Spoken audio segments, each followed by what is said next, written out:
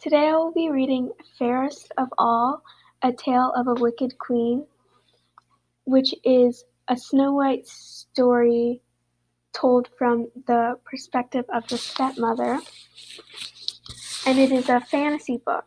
So, to start, Chapter 1, Rose Petals, Kisses, and Cake. The apple blossom trees in the castle courtyard bloomed with the lightest pink petals and sparkled with shimmering silver bulbs, reflecting the sun brilliantly. Garlands of wisteria, the gardenia were draped over the stone well at the foot of the castle's grand staircase, which was strewn with pink and red rose petals.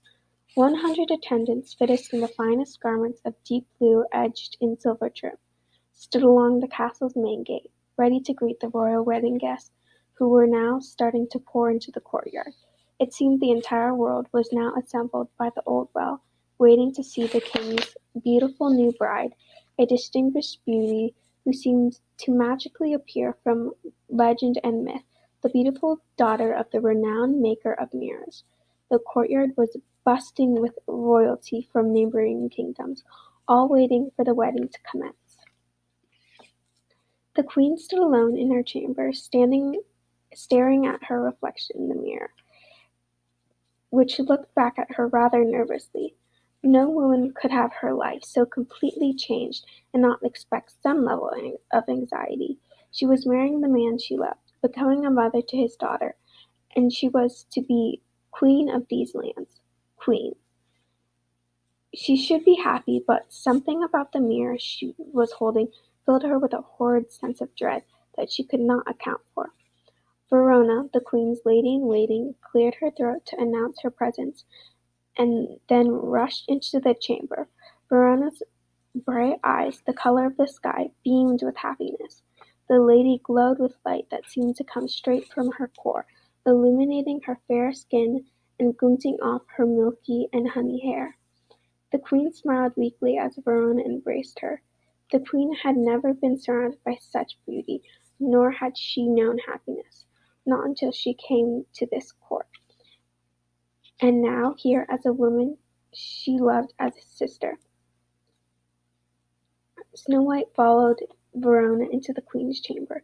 She was a lovely little creature of 3 or 4, with a joyous bounce in her step, and an indistinguishable sparkle of happiness twinkling in her eyes. Her skin was fairer than virgin snowfall, her tiny pouty lips redder than the deepest ruby, with hair as black as a raven's feathers. She was like a delicate porcelain doll come to life, especially this day in her little red silk velvet dress. Verona held Snow by her tiny hand, hoping it would discourage the little girl from fidgeting with the beading on her delicate dress. Snow, my dear, stop pulling at your beads. You'll ruin your dress before the wedding even commences.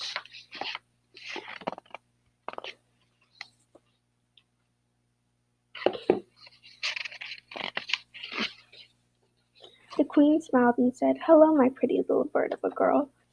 You look lovely today." Snow blushed and hid behind Verona's skirts, peeking at her stepmother.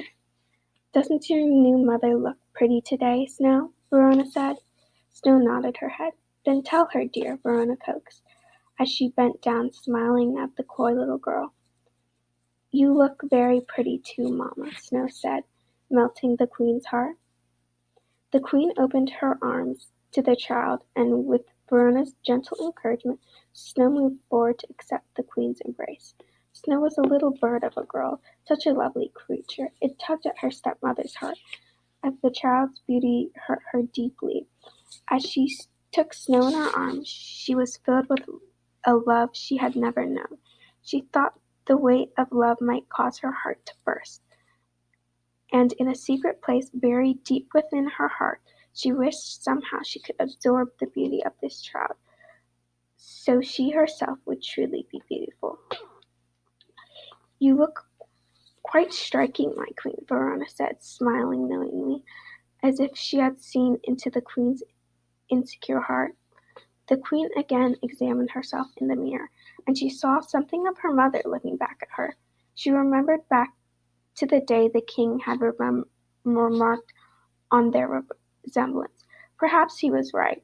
It was possible that she did look like her mother, but she had never been able to see it before now. Standing there in the same wedding gown her mother had worn on her own wedding day. The dress was of the deepest red, and somehow the years had done nothing to meet its brilliance. It was embroidered with lavish patterns of blackbirds and bejeweled with smoky black crystals that sparkled in the light. The queen's heart leapt, then quickly sank. How wonderful it would have been to have her mother here with her today. How wonderful it would have been to have her here at all. The queen knew her mother only from the paintings that decorated her father's home, but as a child she would stare at it in awe of the woman's beauty, deeply in love with her and yearning for her embrace. She would imagine this mother she never knew taking her into her arms, dancing in circles, the jewels that adorned both their dresses catching the light while they laughed. The queen broke away from her reverie to look at Snow, who was playing with the tassels of the curtains at the far end of the room. For all the joy in her eyes and heart, the queen knew the poor child's feeling of loss. There must have been an emptiness inside the girl, an inconsolable feeling. The queen frowned, knowing that there was nothing she could do to ever replace the king's first wife. How could Snow possibly love another one as much as she cared for her own mother? How, especially, could she care for someone like the queen, whose life up until now had at best been a string of mediocre achievements surrounded by boredom and bleakness.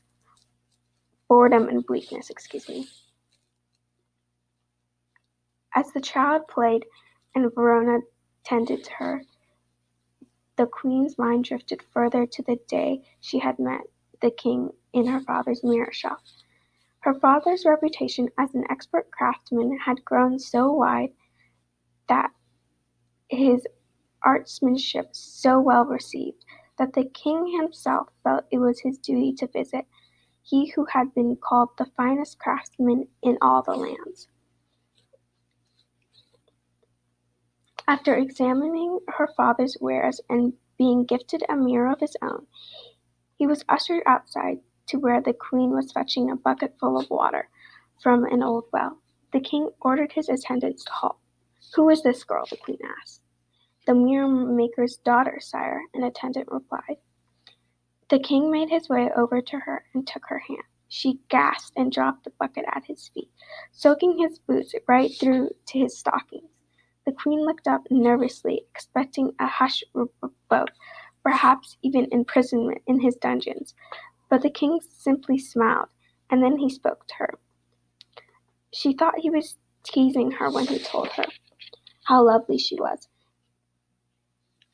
that all of his father's creations she was the finest.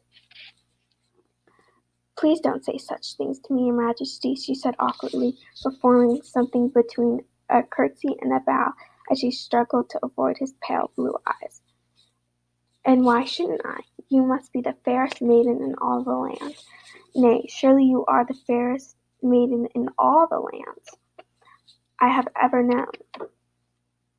It is no wonder your father makes mirrors to reflect your beauty." The queen had struggled not to look into the face of the man who ruled over everything, from her kingdom to the very well from which she was fetching water. Then, as quickly as he had come, he was gone.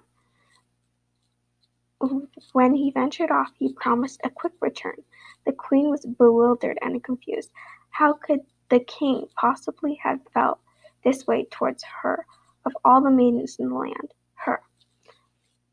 The queen's father smirked. "Clearly you have bewitched him, daughter," he said, as the queen watched the king ride off, disappearing as it dipped below, only to re-emerge on the next incline, seeming smaller and certainly farther away. And that is the beginning of chapter 1 of The Fairest of Them All.